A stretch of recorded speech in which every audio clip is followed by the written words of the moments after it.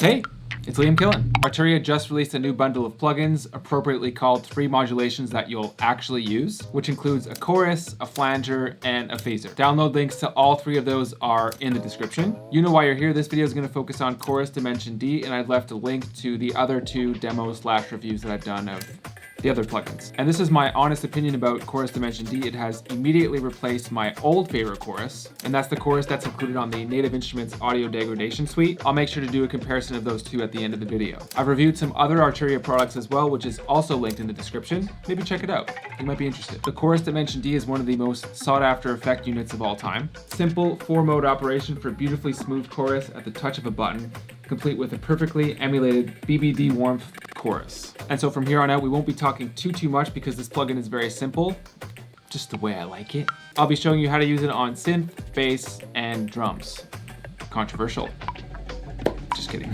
And of course, the comparison to chorus on the Audio Degradation Suite. And this is the track we'll be working with today.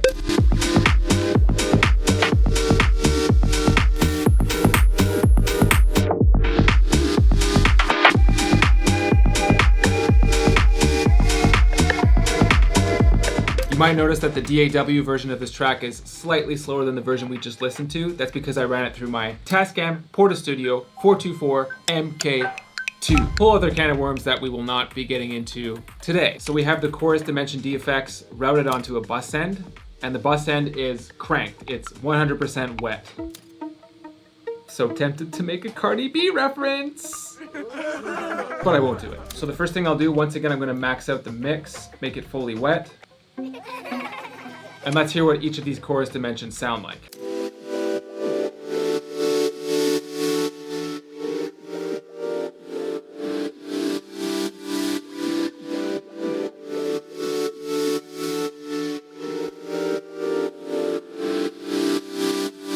So it's very subtle. If you want, you could get a wetter signal if you press down on 4. Yeah, that's a bit more intense.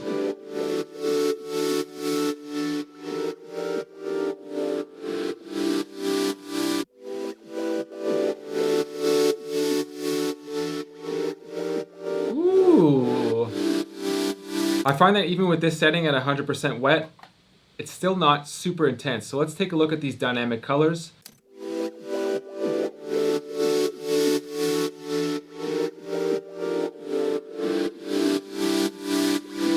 Okay.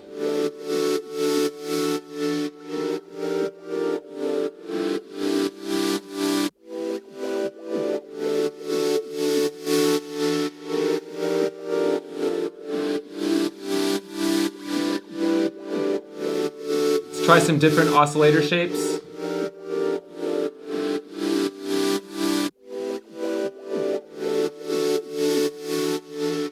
Nice.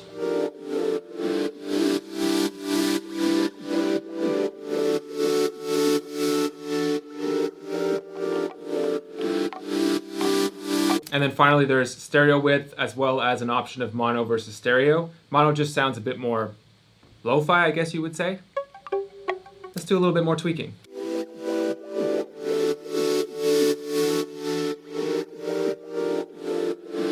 Oh yeah.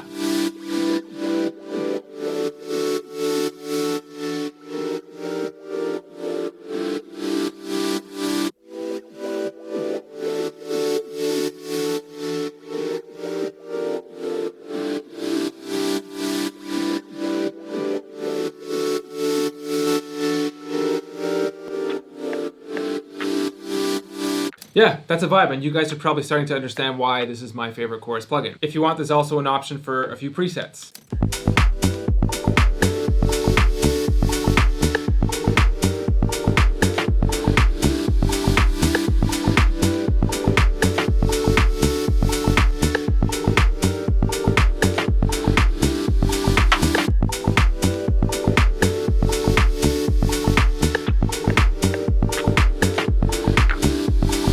So we've got a pretty good feel for the synth. Let's take a look at drums now.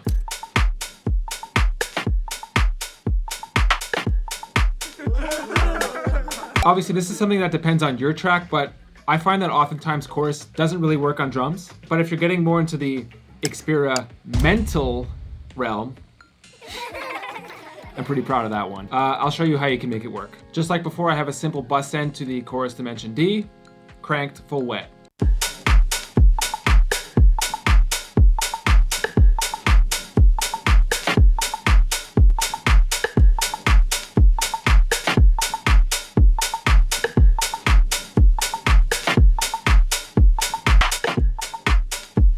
Ooh, that sounds pretty good.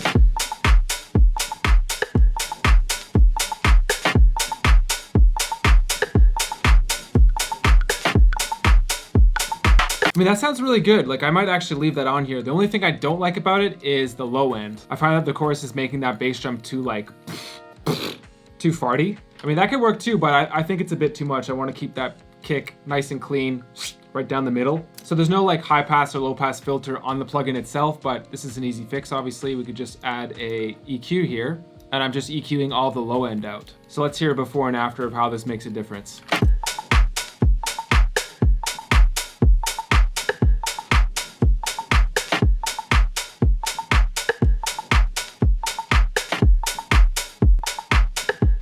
Better.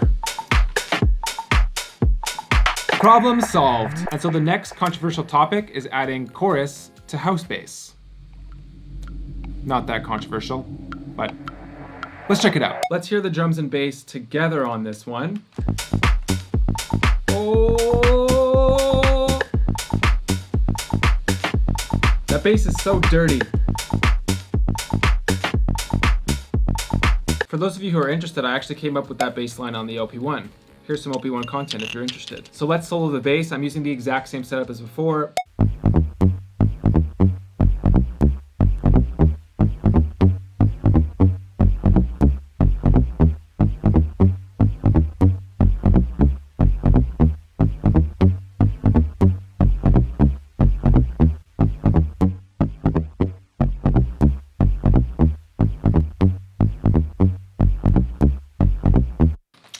I'm not really liking any of these. I find that this bass is already at like level 1000 dirtiness. It can't really take much more. It's getting a bit too crunchy with the chorus, which I don't like. Also, notice how the stereo widener, which is usually right here, is gone because this is a mono track, so makes sense. And that's actually a quick little tip for you guys too. I usually make my bass mono because it just sits better in the mix. I like for my low end to be down the middle for the most part, and I could stereo spread the high end. So let's move on to the final topic, which is the comparison between chorus dimension D, my new favorite chorus, and my ex-favorite chorus, Native Instruments Audio Degradation Suite.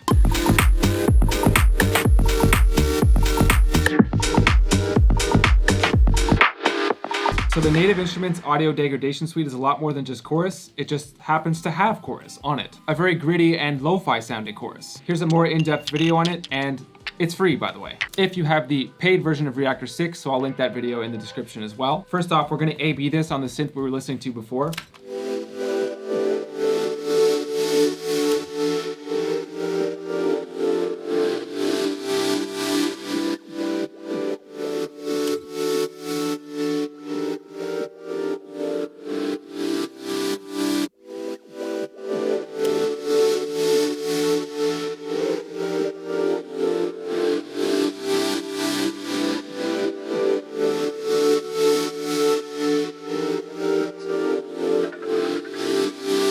They're both actually really cool for their separate reasons. I just find that the Dimension D has a bit more presence to it somehow. The Audio Degradation Suite seems a little bit more flabby and lo-fi, if you know what I mean. And that's all for Arturia's chorus Dimension D. You guys probably realize why it's my new favorite chorus, right? Hopefully this helped inform your decision. If you've made it this far into the video, thanks so much for still being here. Just a reminder that I'm covering all 3 modulations in this bundle. So that's the chorus, the phaser, and the flanger. Links to the other 2 modulations are linked in the description, so make sure to check that out if you're interested. If you have any comments or questions, please do not hesitate to leave them in the comment section. I try to get back to everyone's questions. I think I'm pretty good at it. Subscribe, like, share, do all the things. Thank you guys so much, and I'll see you in the next video.